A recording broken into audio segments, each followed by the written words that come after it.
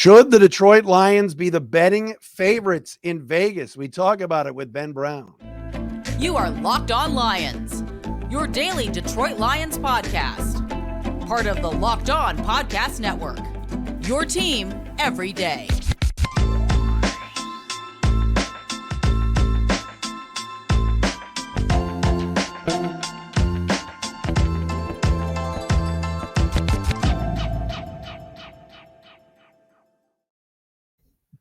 What's happening, everybody? Matt Dery back with you. It's Locked On Lions on the Locked On Podcast Network on this, a Wednesday, July the 12th and a Thursday, July 13th. Thanks for making us your first listen, checking us out wherever you get your podcasts.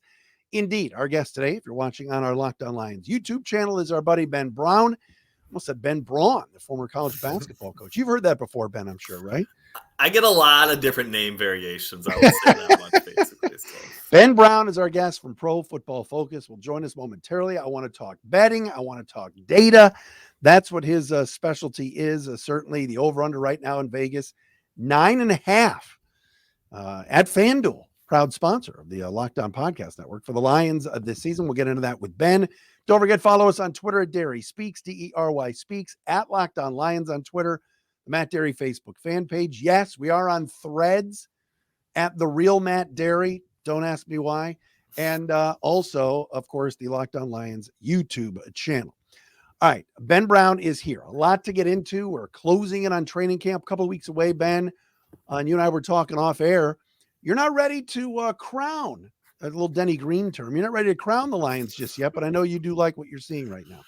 Yeah, I appreciate the shout out of Dennis Green. I think that he, as a young Minnesota Vikings fan, severely warped my perception of what it was like to play. I would say have a quality football team every single year, but maybe not be able to get over the hump in a lot of ways. But I think, obviously going back to my childhood and, having the Lions as this, the secondary team in the NFC North in a lot of ways was, I would say, impactful for me as well. But yeah, I think, looking at the Detroit Lions in 2023, obviously there are a lot of people, I would say, maybe putting up their nose in certain areas as far as like where they're at from a betting market perspective. And I think that, the hype and everything else that has been building from, the national scene on down, obviously overachieving last year is going to lead to that. But this kind of feels to me like a situation where, people are looking around and they're like, well, the Bears are still a year or two away. The Vikings still have Kirk Cousins. The Packers just lost Aaron Rodgers. Well, I guess it's the Detroit Lions in a lot of ways, right? And I think that,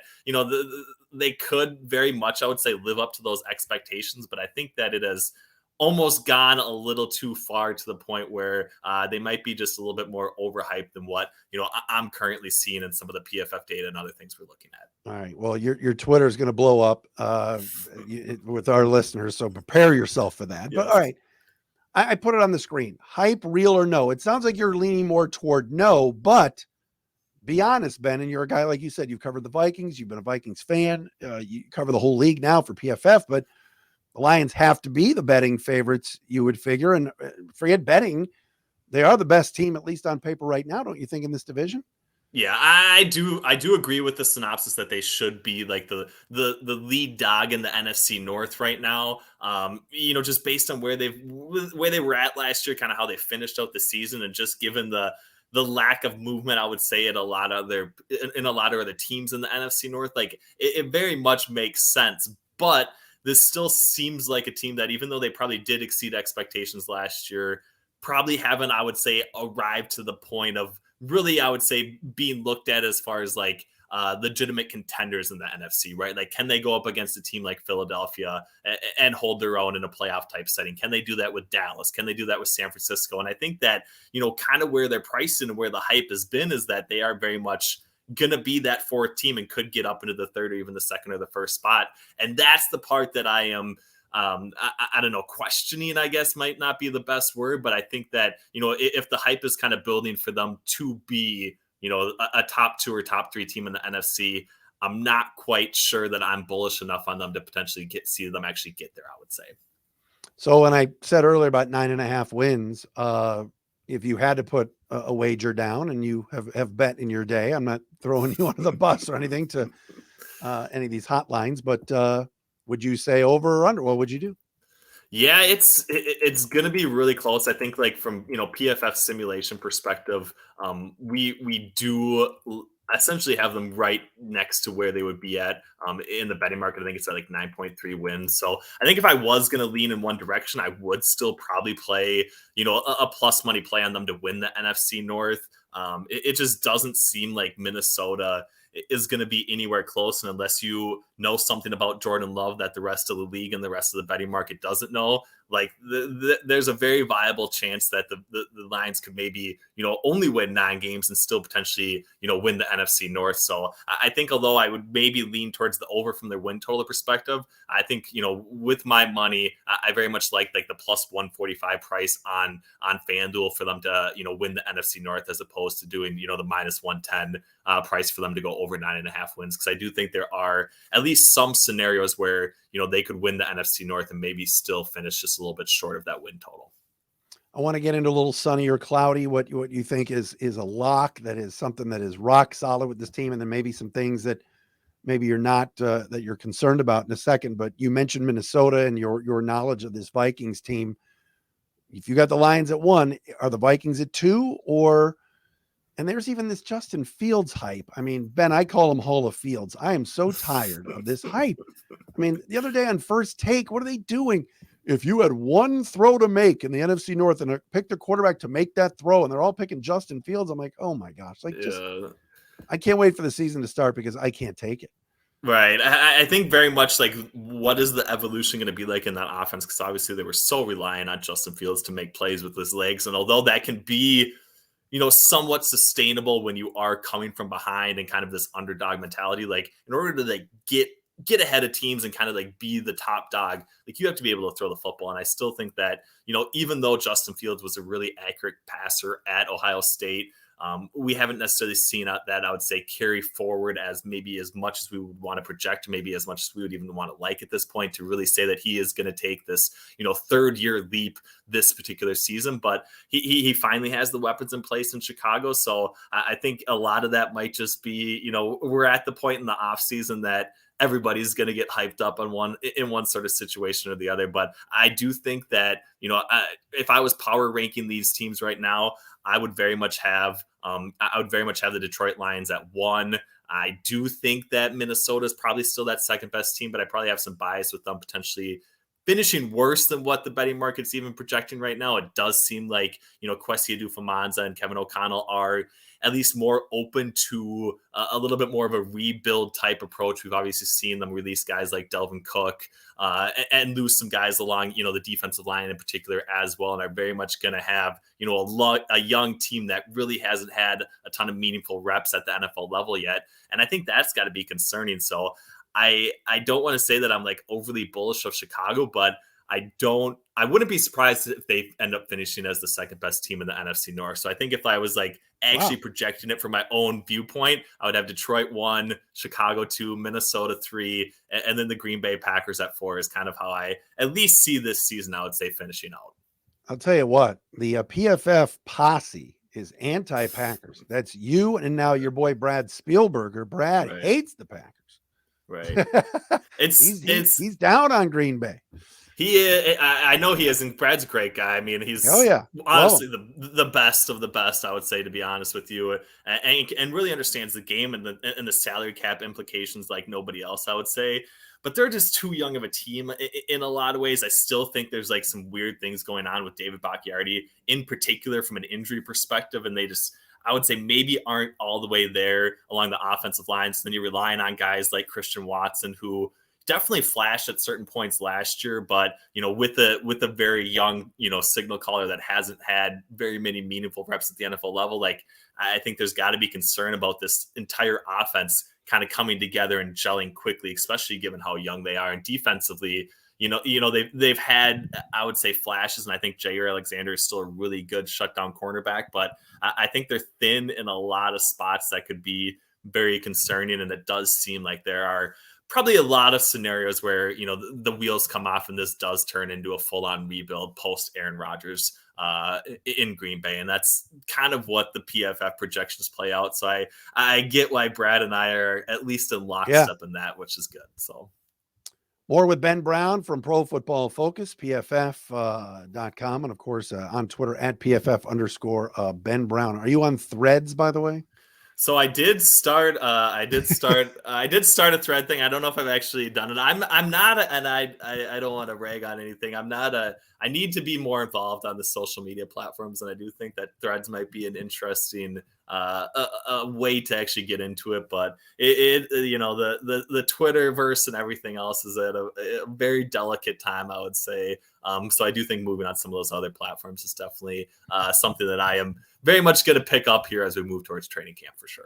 It is a delicate time, no question about it. All right, more with Ben coming up next. I want to get into a little sunny or cloudy. We'll talk some draft as well. First, though, we got to welcome in our partners, our new partners at eBay Motors, who teamed up with Locked On Fantasy Football host Vinny Iyer. We love Vinny to bring you some of the best fantasy picks each week, all season long, whether you're prepping for a draft or scouting the waiver wire. Every week, we're going to provide you players that are guaranteed to fit on your roster. So with draft prep underway for the upcoming season, let's see who Vinny has picked out for us on this week's eBay's Guaranteed Fit Fantasy Picks of the Week. All right, Ben, you're going to play along with me. Right. Justin Jefferson is one of Vinny's big guaranteed fits. Went on the clock for the first overall pick in 2023 fantasy drafts. It's okay to get downright giddy about doing the gritty. Justin Jefferson, a guaranteed fit to ignite the rest of your fantasy football lineup toward winning success. Are you in or out on Justin Jefferson being a top pick guy, Ben? Give me like 10 seconds. Number one overall pick. I mean, I'm actually going to be out on this one in this particular season, going back to, where I think the Vikings are. But I like Jamar Chase just a little bit more. I also think Tyreek Hill has maybe a blow up chance. So I like those guys to maybe exceed Justin Jefferson. So with the number one overall pick, I think I'm leaning in Jamar Chase's direction. But guaranteed fit, you say yes. You love Justin Jefferson. I'd love him long term for sure. I just hope the Vikings can lock him up is all I'm praying about at this point. So. Well, Vinny Iyer from Locked On Fantasy Football is going to help you win your fantasy championship. And eBay Motors knows a championship team is about each player being a perfect fit. Same with your vehicle. And hey, with eBay's Guaranteed Fit and over 122 million parts and accessories for your vehicle right at your fingertips, you can make sure your ride stays running smoothly. Air filters, brakes, batteries, taillights, alternators, shock struts, you name it, eBay Motors has it. And they'll make sure it's the right fit for your car, because eBay Guaranteed Fit helps you understand exactly what part you need for your vehicle the first time. Go forth, switch gears, crank the AC, and say goodbye to sweating if your ride needs a little fixing up. Because now you know you'll always be set up for success from the get-go. With eBay Guaranteed Fit, everything your vehicle is calling for is just a click away. For the parts and accessories that fit your vehicle, just look at the green check for the green check. Get the right parts, the right fit, and the right prices at ebaymotors.com. That's ebaymotors.com. Let's ride. eBay Guaranteed Fit, only available to U.S. customers. Eligible items only. Exclusions apply. Ben Brown with us, fantasy expert, gambling expert, everything. Data. I love when they say you're a data expert at the Pro Football Focus. What does the data think of the Lions offense, by the way? Give me like a minute on that. What do you look for this year? Yeah, I mean, it's interesting because I think they obviously, have really young, exciting skill position players. What we need to see is Jahmyr Gibbs, I would say, kind of take hold of the backfield right away. I very much believe that David Montgomery is kind of just a prodder, kind of just a guy in a lot of ways. And the more that they can get Jahmyr Gibbs involved, even if it's in the passing down situation, like that's going to open up a lot of things for them offensively, especially if Jamison Williams, is out the first 6 games of the season. Like I'm a little concerned about what's going to happen at that secondary wide receiver position outside of Amon-Ra St. Brown. But I think that's really, kind of the one question mark about this Lions offense that very much, exceeded expectations last year, has the pieces in place along the offensive line. And I, very much like, what Ben Johnson has been able to do to maximize Jared Goff's strengths in so many situations, especially in some of those crucial down and distance type situations. And I think that's only going to kind of continue to be, build up. So I think when it's all said and done, like they could be looking at, a top 10 ranking from PFF grading perspective along for this particular offense. Maybe they get up to, the top 6 or something like that. I think we'll see where Jared Goff's potential ceiling could land. But I think if they don't really figure out that secondary receiver position, whether it's, a guy like Sam Laporta, Jahmyr Gibbs, maybe it is, Marvin Jones Jr. coming back, like they need to have somebody there outside of Amon-Ra St. Brown those first 6 weeks of the season, because we still haven't seen enough from Jameson Williams to, I would say, buy into, what he could potentially bring to this offense post week 6. So I think that's the concern. But if that question gets answered, like they could very much be sitting it was, the third best offense in the NFC. And if they get hot at the right time, there's a chance that they could, very much be playing for a game to potentially get to the Super Bowl, I would say, at that time. Yesterday played a little game on the show, sunny or cloudy, basically. Couple of things that I really think it's sunshine, it's a lock. And then cloudy could these things kind of hover over the season? Give me a few things that maybe you likes and don't likes with this roster. And maybe it's the coaching, maybe it's the GM. I don't know. I'm throwing it out at you. Yeah, I mean, I think the greatest offseason thing that the Detroit Lions had was getting Ben Johnson for another year. It did seem like he could have been a pretty popular head coaching candidate. So I think another year with him and Jared Goff has me absolutely bullish about what they can do offensively. And then I do think as well, Amon-Ra St. Brown has very much, I would say, arrived. But I think when it's all said and done, like, we could easily be talking about him as like a top 5 wide receiver moving forward at the NFL level after this season. So those are 2 spots I'm definitely bullish on. I think the cloudy part, again, is that secondary wide receiver position. How does this offense, kind of, I would say, progress throughout the season? Like, is Sam Laporta, a legitimate fill-in for a guy like TJ Hawkinson that they traded away last year, or was that maybe, another spot that they potentially reached a little bit from a drafting perspective? So I think that's a concern. And then defensively, like, I think if you look at this, the secondary unit, like, it could be really cloudy. Obviously, they went out and got guys like Chauncey Gardner-Johnson. They went out and got guys like Cameron Sutton. But how this all kind of comes together, like, it does seem like there's going to be some pretty big bumps along the way. And especially given their kind of schedule to start the season, like, it's going to be a tall hill to climb if they do start off with, a few losses, especially because of the offenses that they potentially have to face. So I'm concerned about the secondary, and I'm concerned about the secondary wide receiver position. I think that's got to be, the potential cloudiest output for if this team is going to arrive and exceed these expectations or not, I would say. One of my cloudies yesterday, it's kind of interesting, is just Dan Campbell decision-making. And you saw it with your own 2 eyes last year in Minnesota. I know it was early in the year. Lions did not play well. They bounced back. Can't argue what Campbell has done in that locker room and with leadership, but maybe that Vikings game and with the decision-making that Campbell made, the Austin Seibert snafus and all that, maybe kept them out of the playoffs. Is that something that concerns you? It is. It definitely is. And I think, we've seen the aggressive nature of Dan Campbell, and that is something that analytics, for the most part, definitely would gravitate towards. But I think there's always a question of, like, is this actually the sharp and correct decision, or is this just the most aggressive decision? And in some ways, if you are just being overly aggressive, like, things maybe aren't correctly defined from an analytics perspective. I think you've seen that play out with Brandon Staley. So I definitely think that's a concern. I also just think, the overall mentality for how Dan Campbell has been successful and kind of bringing this team from, bringing them up from their bootstraps and kind of being this underdog type team and kind of overachieving. Like, once that role kind of flips a little bit, and once you kind of see maybe, like, we are the top dog and we are going to get everybody's best game every single week, and we kind of need to go out there and we need to show that we are as good as everyone thinks we are.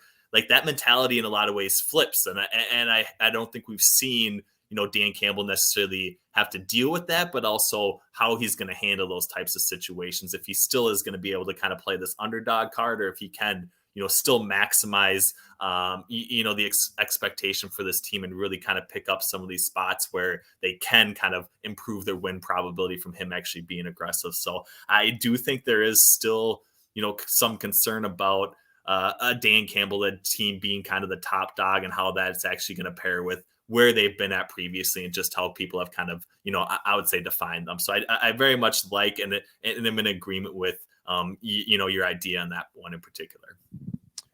Couple more minutes with Ben Brown. We'll ask him some around the league questions and what he likes about maybe some of the opponents that the Lions are playing over in the AFC. But we want to tell you about our friends at Marg's Sparkling Margaritas. I've been telling you guys for about a few months now. It's hot out there.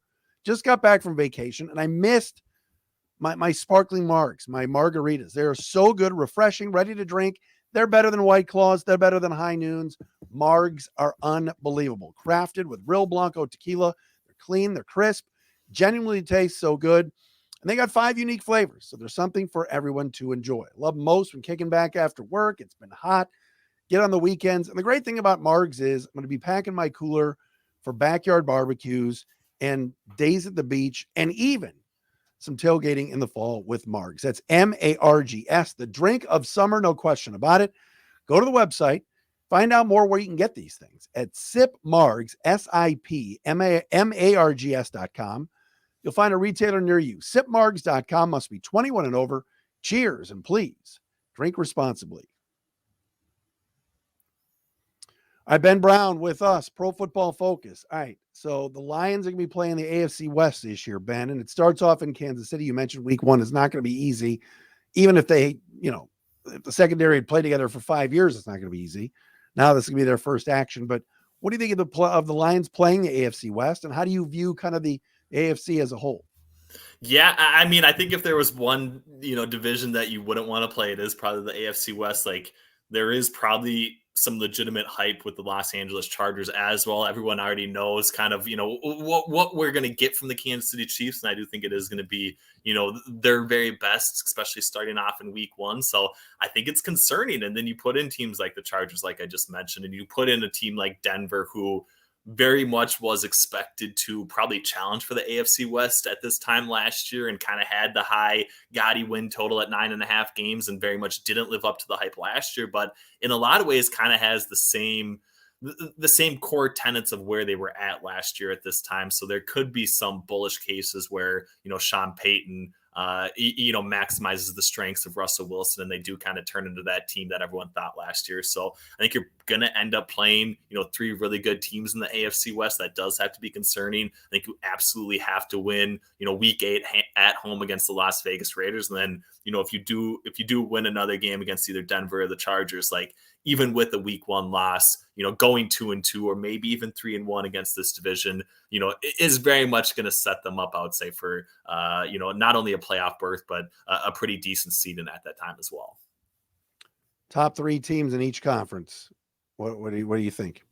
So I mean, very much the Chiefs, I think, are kind of in a class of their own right now. I do think, obviously Cincinnati, Buffalo, very much power rank there right now. But I think when it's all said and done, this might be a little bit of my, Minnesota Vikings fandom coming back to haunt me a little bit. But I do think the New York Jets are probably going to be the second or third best team in the AFC when it's all said and done. I think that how I'm seeing the season play out might be, them losing a really close game in Kansas City to fall just short of the Super Bowl. But I very much think that the Jets are not in that top 3 right now, but are very much going to be that team at the end of the season. And then in the NFC, I think it's Philadelphia.